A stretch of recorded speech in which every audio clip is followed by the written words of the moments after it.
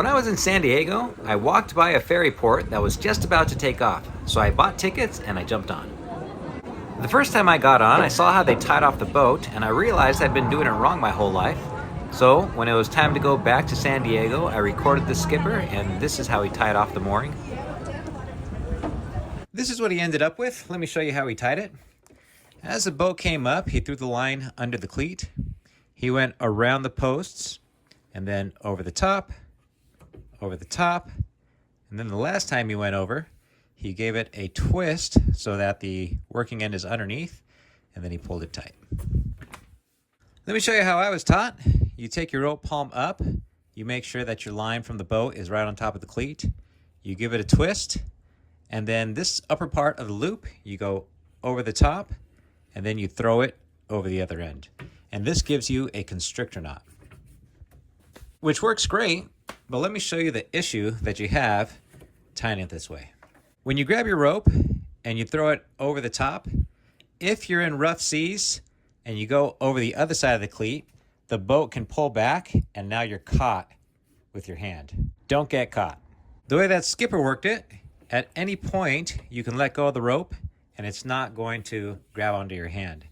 By the time you give it a twist here, you already have enough friction in the cleat to prevent you from getting caught. This is the other side of the boat during the same docking. We have this skipper over here who's going to hook into the right side of the cleat instead of the left. And now she's going to pull, trying to get all the slack out. Once she had all the slack out, she tied it in a similar way. But what left me a little confused is she went back and she undid what she tied.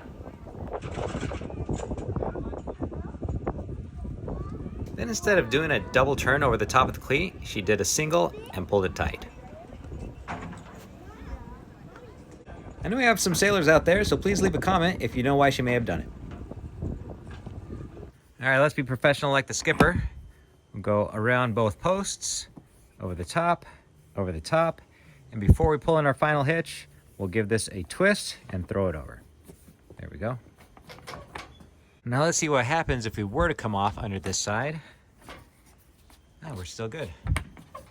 From now on, when I'm tying off a boat, I'm going to use what I saw in San Diego by going around, over the top, and then twist. There we go. But if I'm tying off a small inflatable raft or a paddleboard, this is what I'm going to do. I'll take my rope and I'll pull in a loop, and then I'll take my loop and I'll twist it over itself, creating that constrictor knot. And then these two ends is what I'll just tie on to my cleat. And I know this is going to hold just fine, and it's not difficult to undo when I need to get my raft back.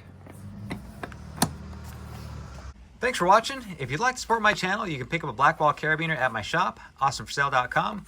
Everything you find there is my design to include these fish bones. We're selling them in a pack with some paracord and free shipping for the month of November. Thanks.